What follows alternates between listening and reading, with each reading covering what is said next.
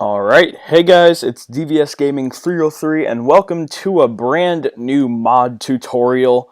The last mod tutorial I did on the Applied Energistics system, you guys wanted to see more of this, so I thought I'd bring you more today with a little Tinker's Construct tutorial.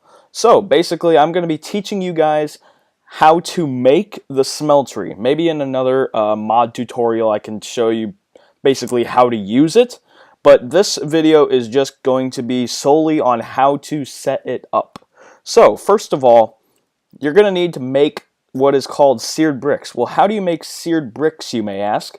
It's smelting grout in a furnace and you get seared bricks. But how do you get grout? That's a good question. There are two different recipes. If you have one clay ball, one piece of gravel, and one piece of sand, and it can be any configuration, it could be like this and like that, and that would still get you 2 grout. It is a shapeless crafting recipe, meaning no matter how you put it in the 2x2 crafting circle, or square, duh, it's Minecraft, it will make 2 grout, and that's the same with this. If you have a whole block of clay and you put 4 gravel and 4 sand in a 3x3 crafting area, you will get 8. And if you wanted to put the gravel and sand like, oh, I don't know, like that, it will still do the same thing. It's also shapeless. Basically, as long as you have these ingredients anywhere in the 9x9, or the 9 block crafting area, and these anywhere in the 4 block crafting area, you'll get the same output. So, like I said, you smelt grout into seared bricks, and then what do we do with these seared bricks, DVS? You may ask. First of all, as you see in the 4th slot, we have what is called a seared brick. This is the basic building block of the smeltery, and to make it, you just make a crafting table of seared bricks. That's all you gotta do, and you get one of those per crafting recipe. So, say I have 32 seared bricks, it will make, I believe, if I do my math, they'll make 8 seared brick blocks. So there you go. I'm just going to do a quick /time set day. There we go. Then next up, we have the thing that basically runs the smeltery, and that is called the smeltery controller, and that is made with a furnace of seared bricks. So just 8 like this, leaving the middle block empty, and that will get you a smeltery controller. So, the next block is a seared tank, and that is the same crafting recipe as a controller, only with glass in the middle. So, you use that in your smeltery, and I will show you how to use that as well. So, once you have like all that stuff done, you're going to need some way to get the fluids out of your smeltery. Well, that's where the smeltery drain and faucet come into play. What you want to do is you want to make a seared drain, and that is with bricks like that in the crafting recipe, leaving the 3 middle blocks open, and you get yourself a smeltery drain. Next up, we have the seared faucet, and you just make a bucket. That's all you got to do, make a bucket of seared bricks, and that'll get you 1 faucet. And you're going to need someplace to put all those molten materials once you're done with them. Those slimes are going to be annoying. Once you've made all those molten materials, you're going to need some way to get them out. Well, that's where the casting table and casting basin come into play.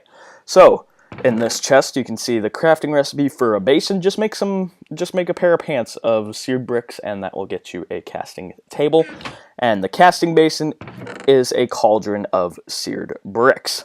So, now that we got that all out of the way, I can speak, trust me, let's actually build one. So what you want to do, you can make this elevated or you can put it in the ground. I personally prefer putting it in the ground, so why don't we do that?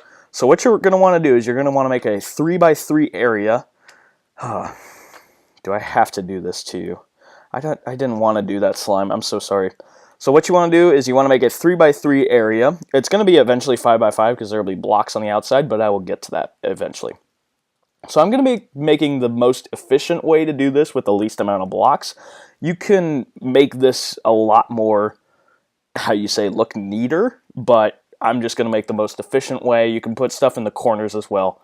But basically what you want to do is make the floor out of seared bricks. Once you have done that, if you want to put seared bricks all around here to make this look nice as well, you certainly can do that. I don't do that just to save seared bricks, because this stuff, if you don't have a lot of sand or clay in your world, this stuff is tough to get, let me tell you. So once you have that, you are going to want to build a sort of structure around the area of seared bricks. And you're done. Wait, no you're not. You have no way to interact with this. I'm right-clicking on the seared bricks. This is how you build a smeltery, DVS. No, it's not. What you want to do is you want to make yourself a smeltery controller, like I said. Put it anywhere. Any one of these blocks can be your smeltery controller. It doesn't matter, but this is the block you're going to be interacting with the most in your smeltery. So, as you can see on the top, thanks to Wayla, it says it's an invalid structure. So this will tell you when your smeltery is incorrect, but if you don't want to keep guessing and trying, you can just watch this video. What you're going to need next is the seared tank. I personally just put this next to this smeltery, and just so that it has easy interaction with the tank. So, as you can see, the fire particles lit up, meaning you now have an interaction with your smeltery. But, so what? You have interaction, you can put ores in here, you can put anything in here, and it'll melt, and you have no way of getting it out. It'll just stay in here forever until you make yourself a smeltery drain. That's not placed correctly. There we go. You want to make sure this hole is on the outside, so you can put yourself a seared faucet there, and you're going to want some place to put them on, so you can either use a casting table, or you can use a casting basin, and I'll explain the difference here in just a second. Alright, so now you got your smeltery. Yay, I'm going to go get some ores here really quick. Let's just say you went out mining and you got 64 ores. By the way, this basic smeltery can only hold 9 ores at a time, so just remember that. Alright, so now you got your ores in there, and they're going to melt down into molten iron. Wait, no they're not. Nothing's happening, DVS. What did I do wrong? I did everything you told me to. You're missing one core component. This needs some fuel. And why do we have this tank? You didn't explain this. That's what we need it for. Let's get ourselves a lava bucket really quick, and all you gotta do is right click it into the smeltery. I'm just gonna do this a couple times, and as you can see, the ores now come up into this, but they're not actual blocks. You can walk into them. It just shows what's in your smeltery. And as you can see, thanks to the little progress bar right here, you can see how far it has and how much fuel is in there. It kind of sometimes doesn't actually register it very properly, but that's okay. So, you are now smelting up your iron. And certain ores smelt up faster than other ores. It's just a matter of the type of ore. So let me see if I can actually search for this. Can I get an ingot cast? Okay, I can. So, I'm just going to show you the difference here really quick between the casting table and the casting basin, and that's all I'm going to be going over in this episode. In another video, I can show you how to basically use your smeltery to make some really overpowered tools, or to be an efficient ore processor. So, your iron, it shows up as tin, but it shouldn't. It's actually iron. So now you have 18 ingots of molten iron, but you've put 9 ore in there, DVS.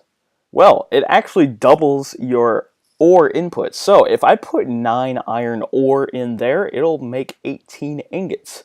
So that's pretty cool. But let's explain the difference here between the basin and the table. So as you can see, I got myself an ingot cast. Let's right click that, and as you can see, the liquid poured out, and we now have an iron ingot once it all hardens, so we'll do that again. And wait for it, and boom, there's another ingot, and there we go. Oh my goodness, this takes forever, DVS. There's got to be some more efficient way to get your ingots out of the smeltery. Whatever will we do? That's what the basin is for. As you can see, this thing looks like a normal block in Minecraft. Why don't we right-click the faucet and see what happens? So as you can see, this shows the animation a little bit better. It fills up the basin. It's filling it up with molten iron. The iron is actually red. I don't know why it's showing up as tin. Sometimes it'll do that, but if you just pour it out, it'll turn into the iron. But look at what we've got here. We've got ourselves a block of iron, which, as you know, I don't have a crafting table near me, but as you know, can be crafted into 9 iron ingots. So if you want a much more efficient way than making an ingot cast, and I'll explain that in another Tinker's Construct tutorial video. If you don't want to just keep right-clicking this and right-clicking that, you can put all your 9 ingots of it into a basin and turn it into a block, and that's a lot more efficient in my opinion. But the table's used for other stuff in Tinker's Construct, so the table's still necessary, don't you worry. Alright, so that is your basic Smeltery tutorial. Basically what you need: seared bricks, a faucet, a drain, a controller, a tank, some way to get your liquids out, table, or basin. And lava, of course. We can't forget the lava. Anyway, guys, that's going to do it for this mod tutorial. Let me know what you guys thought of this mod tutorial, and was it helpful in any way? Were you having trouble with Tinker's Construct in any way in your mod pack, in your modded world? Let me know in the comment section below if this helped you. And if you would like to see another modded tutorial on Tinker's Construct or on any other mod in modded Minecraft, let me know in the comment section below, and I will see you all in the next episode of the modded tutorials or next video on my channel. Bye for now.